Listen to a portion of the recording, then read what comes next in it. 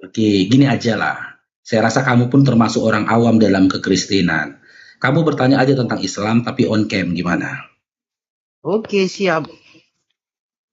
Silakan.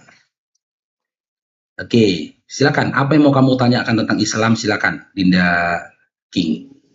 Itu Yesus korban oten maksudnya apa, Mas?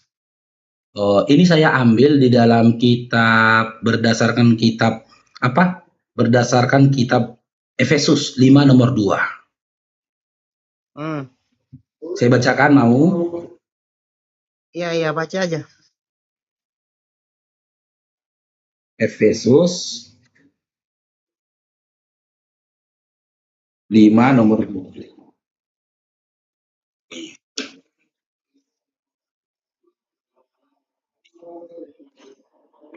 Dan hiduplah di dalam kasih, sebagaimana Kristus Yesus juga telah mengasihi kamu dan telah menyerahkan dirinya untuk kita sebagai persembahan dan korban yang harum bagi Tuhan. Di sini Yesus dikatakan sebagai persembahan dan korban, bukan? Ya, terus. Sebagai persembahan dan korban, bukan?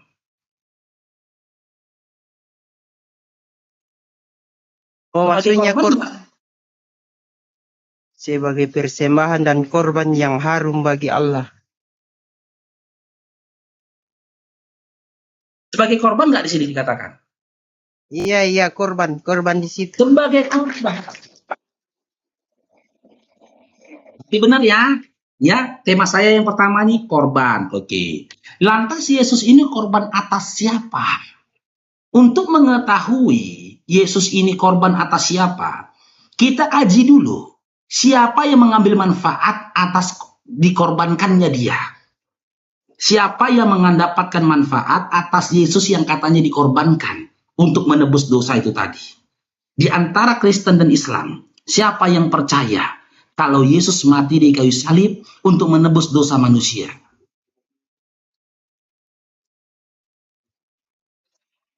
Kenapa, Mas? Siapa? Di antara Islam dengan Kristen, siapa yang mendapatkan manfaat dari kematian Yesus di kayu salib untuk menebus dosa manusia? Iya, Kristen toh. Berarti tema saya benar kan? Dia korban bagi Kristen, betul? Iya, tapi bukan oten. Selesai. Kan dia bukan Tuhan, melainkan korban. Namanya korban, bisa jadi dia tidak menginginkan kondisi itu, bisa jadi dia menginginkan, tapi besar kemungkinan dia tidak menginginkan kondisi itu. Kondisi apa yang tidak diinginkan oleh dia? Kondisi ketika diceritakan dia meninggal dianiaya di atas kayu salib. Tidak menginginkan. Analoginya bagaimana, Faruk? Seperti tadi pagi saya berikan analogi.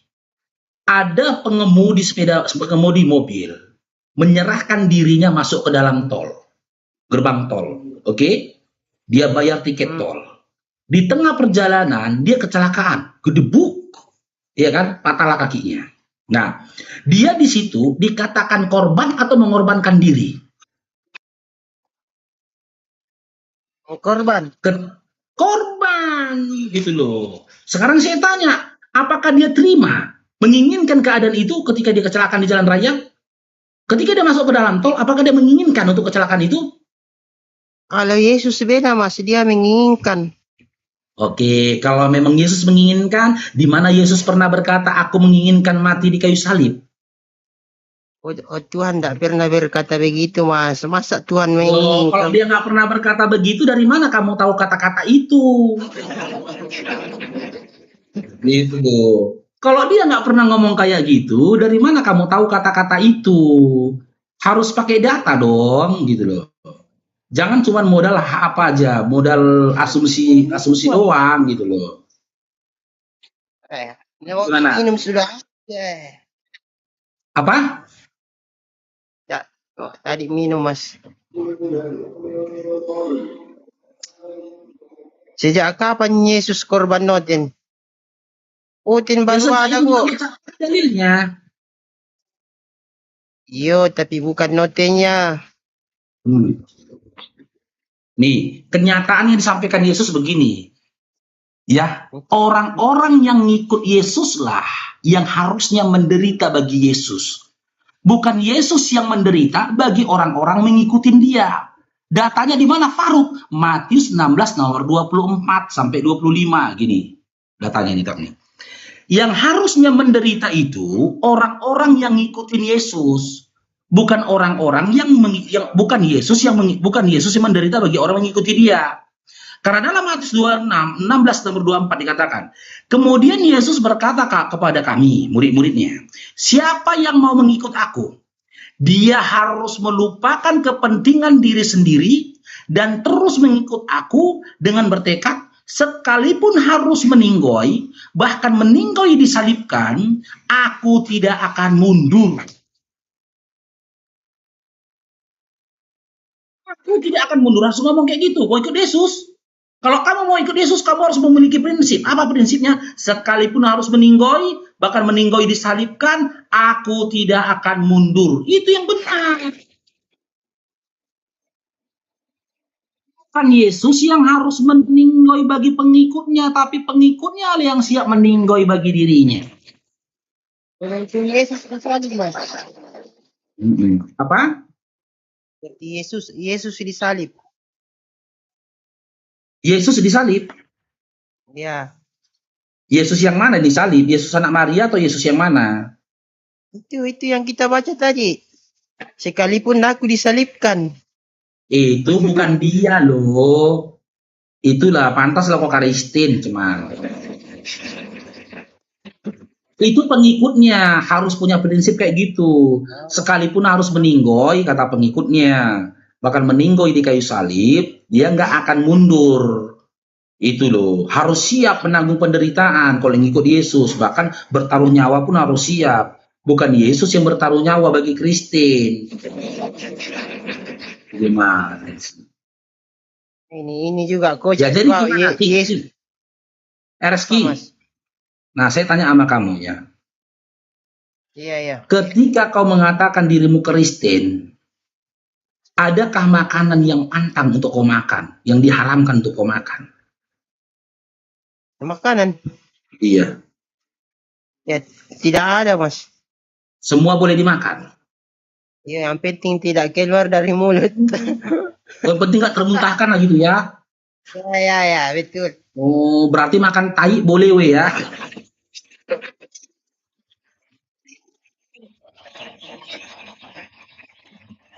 Kalau nggak muntah nggak apa-apa kan, makan tai kan? Hah? Iya, nggak apa-apa. Yang penting nggak muntah.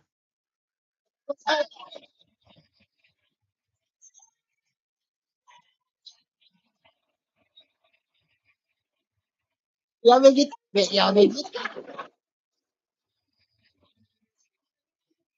Coba King, yang makanan paling ekstrim yang pernah kamu makan apa King? Yang paling ekstrim? Lagi babi, Mas. Selain itu apa? Hah?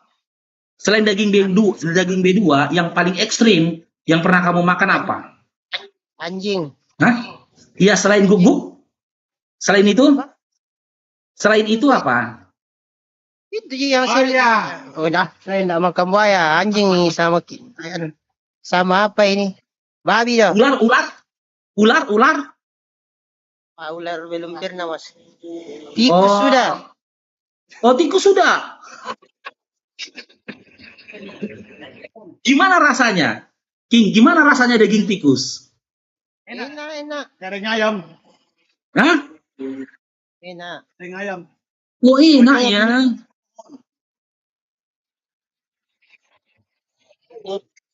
Tikus dimakan gimana? Hah? Mohon.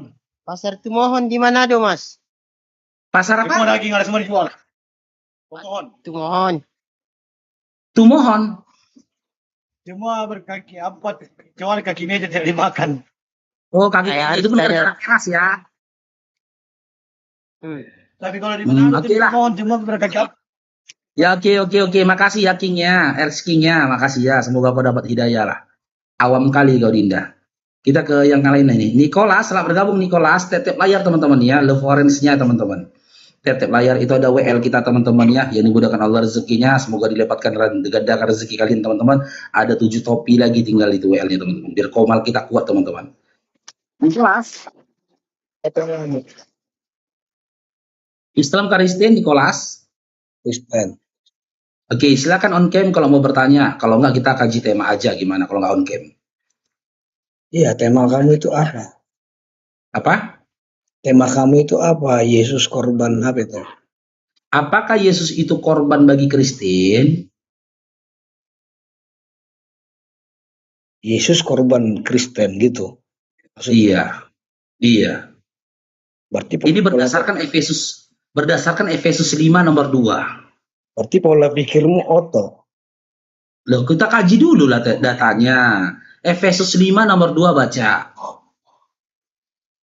Kristen apakah sudah ada di saat kedatangan Yesus? Oh, berarti Kristen belum ada ya di zaman itu ya? Nah, belum ada. Belum ada, berarti Yesus nggak kenal Kristen dong? Ya nggak tahu, ya nggak ada agama Kristen. Yesus nggak kenal Kristen. Kena deh. Pola pikirmu oto. Kalau hal itu Dinda, ya saya akui di zaman Yesus itu belum ada Kristen, gitu loh. Dan Yesus itu tidak kenal Kristen. Sebentar dulu. Sabar dulu Nicholas. Sabar dulu Dinda. Saya berikan kamu edukasinya nih ya. Tapi historical tentang Yesus yang diceritakan mati di kayu salib, ya itu menghadirkan manfaat. Di mana teman-teman Kristen mengambil manfaat atas cerita itu. Karena apa? Tiada kekristenan tanpa kematian Yesus. Tiada kekristenan tanpa cerita kematian Yesus. Karena dengan kematian Yesus, bagi angan-angan kalian, itu merupakan cara untuk menebus dosa kalian. Kalian mengambil manfaat atas itu. Maka tertuanglah Efesus 5 nomor 2 yang ditulis oleh Paulus. Gitu loh. Di mana dikatakan Yesus menyerahkan dirinya sebagai persembahan dan korban. Gitu loh. Di situ dia dikatakan korban. Namanya korban itu tidak ada yang sukarela. Korban perampokan, ada orang yang sukarela dirampok. Korban pembunuhan, ada korban pembunuhan sukarela dibunuh. Apalagi korban kecelakaan, ada orang dengan sukarela kecelakaan. Ada, dia korban, gitu loh. Kenapa dikatakan korban? Karena dia dirugikan.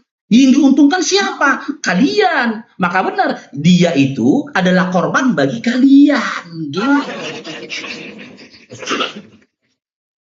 Gimana Nicholas? Itu pola pikirmu yang tolol. Itu data loh Dinda Nicholas. Baca Efesus 5 nomor 2. Jangan jijik dulu lah kau baca Bibelmu. Bukan. Kalau Bapa di sorga mendatangkan Yesus, sudah berbicara, inilah anak yang kukasihi. Ada nggak tertulis itu? Tahu nggak itu? Matius 3:17 terus. Nah, bukan ini adalah anakku yang akan kusalibkan, bukan gitu ngomongnya. Berarti kok nggak percaya Yesus mati di kayu salib? Kok jadi ke situ pertanyaanmu? Jangan karena kau yang narasikan itu. Jika berdasarkan Matius 3:17, harusnya kau nggak percaya Yesus mati di kayu salib. Itu sudah omongan Allah Bapa. Kau baca, orang lagi ngomong kamu berpegang kepada Matius 3:17, harusnya kamu menyangkal penyaliban, bukan percaya terhadap penyaliban. Karena di situ dikatakan inilah anakku yang kukasih kepadanya. Kenapa kalian salibkan anaknya? Kalau sudah Bapa di surga mengatakan dia akan disalib, itu dia harus terima. Yesus itu harus terima. Di mana Bapak di surga itu berkata Yesus harus disalib? Di mana tertulisnya Dinda? Di mana? Coba cari di sampul-sampulnya Bibel itu. Mana tahu ada di sampul-sampul. Cari dulu. Di mana Kamu Yesus kau, Bapak di surga berkata, kau Kristen atau Yesus ini Islam? harus mati di kayu salib di mana? Aku tanya kau Kristen atau Islam? Saya Islam loh. Mana ada Mulai dari penyembah nggak bercelana kayak aku rupanya? mulai dari Hah? mulai dari lahir kau Islam? Oke. Saya dari 13 tahun yang lalu saya Islam. Masih 13 tahun yang lalu kau Islam ya. Iya. Oh, kan? Saya dulu Kristen. Setelah diusir Yesus di dalam Matius 7:21-23, saya nggak mau lagi jadi Kristen karena Yesus sudah. Yesus mengusir kau. Yesus mengusir kau. Gara-gara kau diusir. Mengusir Kristen. Yesus mengusir orang-orang yang memanggil dia Tuhan, bernubuat dengan namanya, bermukjizat dengan namanya. Siapa lagi yang manggil Yesus Tuhan selain Kristen? Siapa lagi yang bermukjizat dengan nama Yesus kecuali Kristen? Siapa lagi yang bernubuat dengan nama Yesus kecuali Kristen? Berarti yang diusir Yesus Kristen. Tak mau lah lagi aku jadi Kristen gitu loh, Nicholas. Lanjut. Kok nangis kau? Makanya ngomongnya gantian loh, Dinda. Silakan. Gantian ngomongnya. Justru aku ngomong kau yang bacot tadi. Kayak anak gadis. Merajuk. Kayak anak gadis. Sok cantik kau. Merajuk langsung kau gitu kan. Merajuk kok sok cantik anak gadis kau. Kau yang bacot. Orang ngomong lagi ngomong. Kau Ya bacot. udah ngomong kau. Gantian kita ngomongnya. Tadi aku ngomong. Sekarang kau. Gitu loh. Silakan.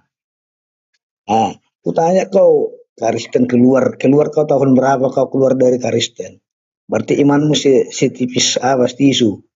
Oke, di mana tertulis dalam Bible jika seseorang keluar dari Kristen imannya setipis tisu? Di mana tertulis? Di mana? Tidak ada tertulis. Enggak. Tidak ada dia. Itu hanya aturanmu saja. Itu aturanmu. Perkataan Yesus, tapi data eksplisit yang diusir Yesus, yang manggil dia Tuhan, bernubuat dengan nama dia, bermujizat dengan nama dia, diusir. Siapa yang manggil Yesus Tuhan? Kristen. Siapa yang bermujizat dengan nama Yesus? Kristen. Siapa yang bernubuat dengan nama Yesus? Kristen. Siapa yang diusir oleh Yesus? Malu saya mengatakannya.